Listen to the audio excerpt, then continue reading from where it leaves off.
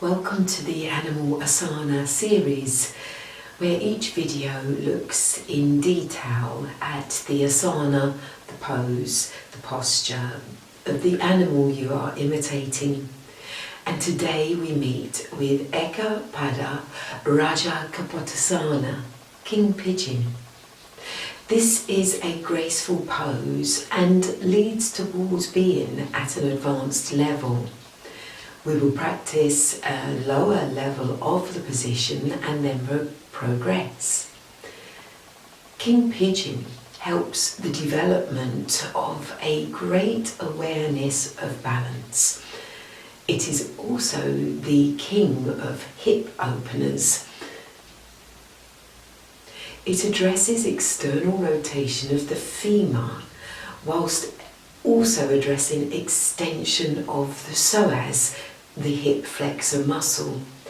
This muscle connects the legs with the torso, and in this chairbound society we live in, often gets shortened. Therefore, King Pigeon is great for all of you that find yourself often seated in a chair at a desk. Approach King Pigeon thoughtfully, consciously and slowly. Recognize what is taking place in the hip and psoas, independently of each other, and then also as a unification of movement. The benefits of King Pigeon is that you get increased motion of the femur in the hip socket, especially outward rotation. King Pigeon can also prepare you toward backbends, and it also prepares the body for deep seated positions. Do not practice King Pigeon if you have any knee problems or sacroiliac issues. The sacroiliac is the lower back pelvic area of your body. So let us now practice Eka Pada Rajakapotasana, King Pigeon. We'll first bring ourselves round onto our hands and knees. Let's take the time to connect with our breath. Nice, deep, long inhalations through the nose. And conscious breaths out through the mouth or the nose. Have your hands placed about shoulder width apart on the floor. Have your knees hip width apart. Connect with your abdominals. Pull your belly button in. Have a slight tilt of the pelvic area.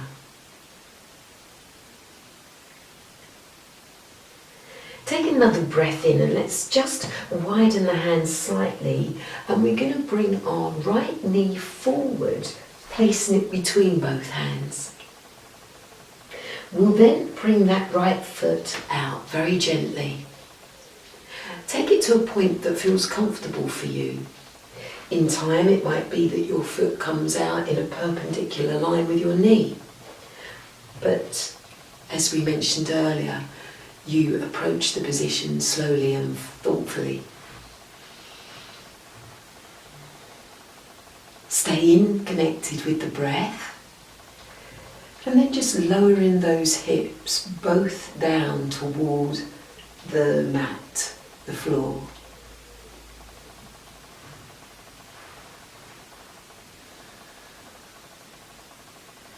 By staying in tune with the breath, you're able to adjust and adapt the position. You might like to bring the hands in front of you to rest the forearms. Relax the shoulders away from the ears. And taking time to think of the stretched back leg as well, and ensuring that you roll the outer thigh and hip down towards the mat, so that the heel of the right foot aligns with the left hip.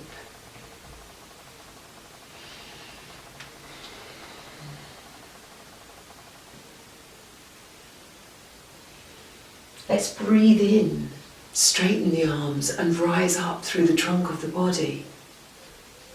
Breathe out, bend the elbows, keeping them close into the sides of your torso, and bring your forehead down toward the mat in front of your right knee. Breathe in, rise up. Breathe out, lower.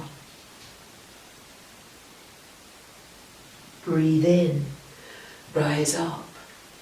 And you can practice at this level for however long you like, until you feel that you're getting that sense of balance.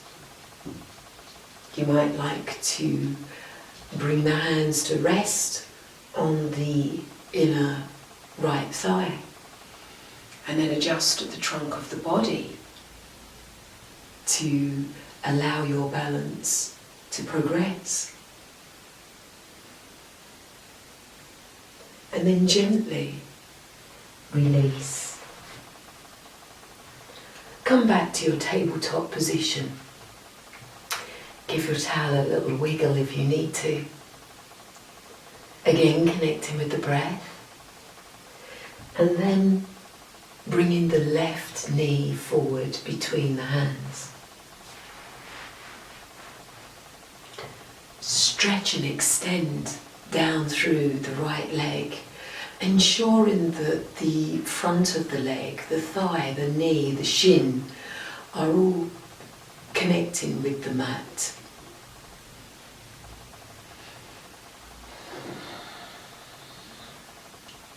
Unclench your teeth. Take a nice deep breath in and feel the stretch coming up through the body, the lift, rising upwards. And then the exhalation, allowing you to fold forward, bringing your forehead down in front of the knee. Breathe in, rise up, stretch up, lift. Exhale, down.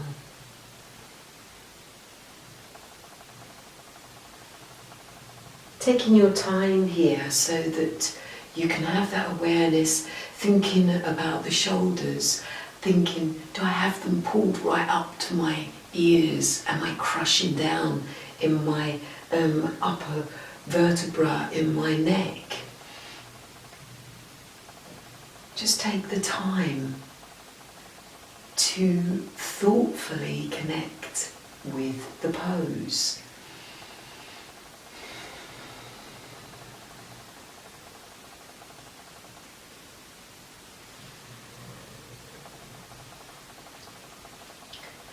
See if you can get that sense of being centered down through the hips. You've got that balance. You might like to place the hands on that left inner thigh.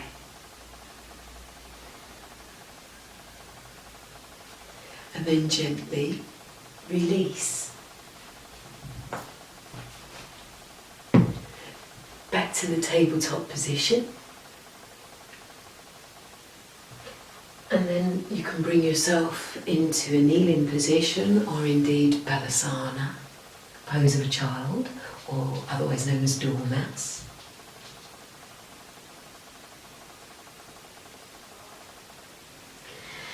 And make that a restful part. Really let go. Every breath out, surrender. Relax the muscles across the upper back.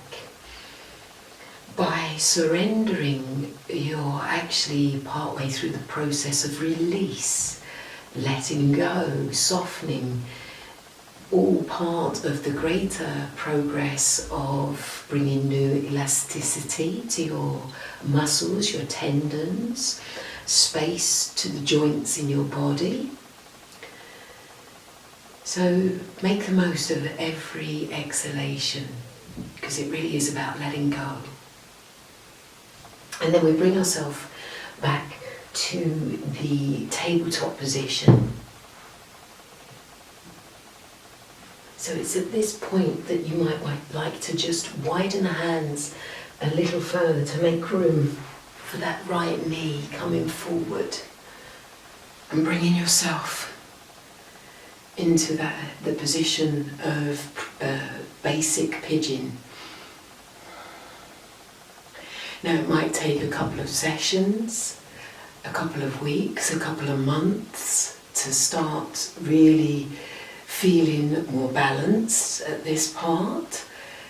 Again, there's no rush, there's no competition, it's just you exploring the capabilities of your body and your mind, which are forever changing.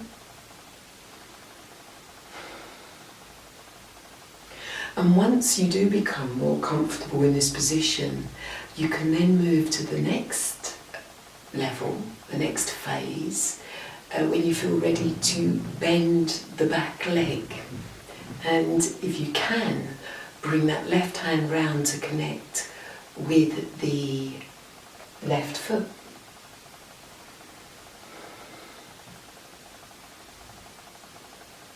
Stay tuned into the breath,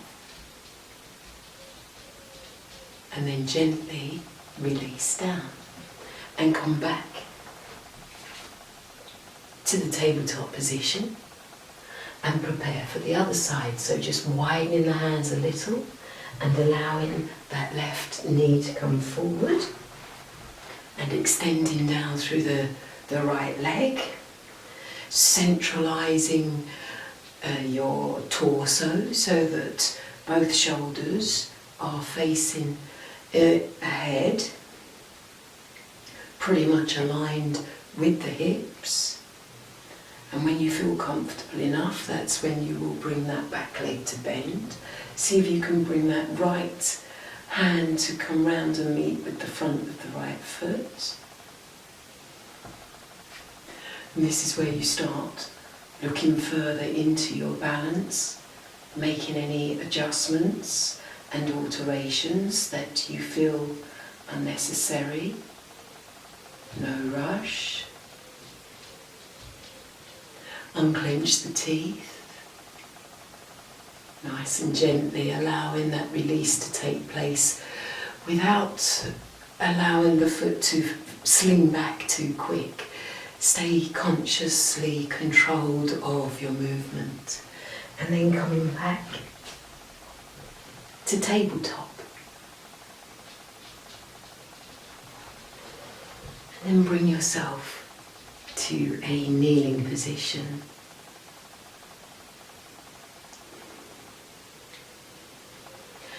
So the next part of the movement, we could actually use a wall to help us.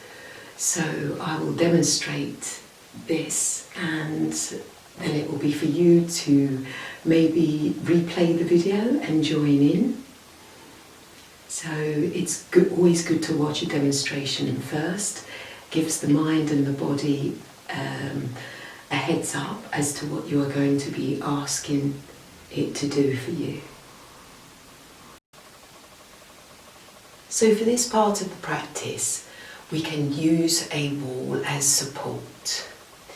If you bring your right knee as close as you can toward the wall, you're going to draw the shin of the right leg up the wall. Then take your time to balance, adjust and adapt your left hip, your left leg, having the left knee bent, and bringing the sides of the body so that they are direct, straight, along line with the hips. Tune in with the flow of breath. And then breathe in and stretch the arms forward, rise up and flex back. And then gently release down and swap to the other side. Again, remembering there's no rush. It's about connecting with the flow of breath, exploring your body and its capabilities. Even if you're just at this point and don't feel that you're ready to take the arms forward and stretch up, then continue practicing here. Again, some of these positions take weeks, months and years to achieve. If you can though, find your balance and breathe in as you stretch your arms forward and up and take them back.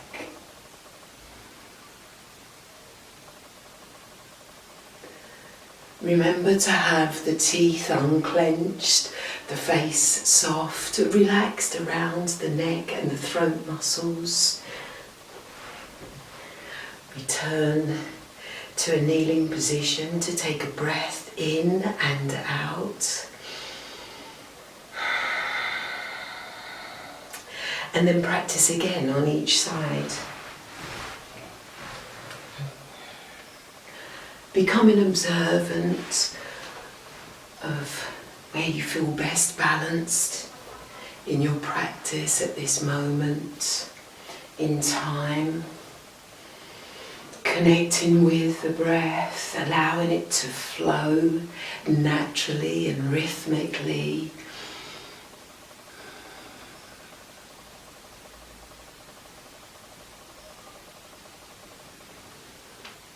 And in time, the aim will be to bring the hands toward the raised foot. Let's practice once more on the opposite side. Finding your positioning, finding the breath, shaking out any tension that you feel you might be holding on to.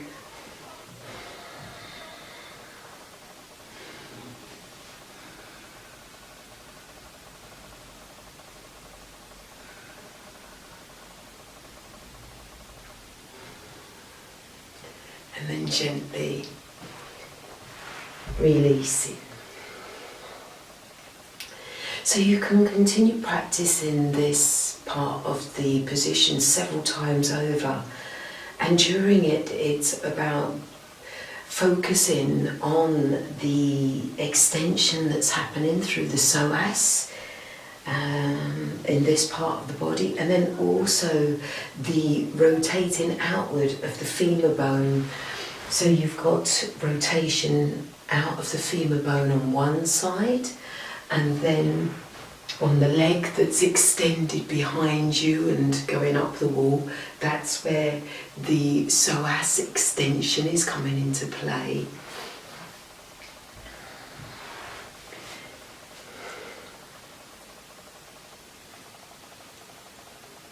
Once you have completed your practice over several times, possibly many times, using the wall as support, you will then be able to take yourself into the center of the floor to practice independently. Eka Pada Rajakapotasana, King Pigeon.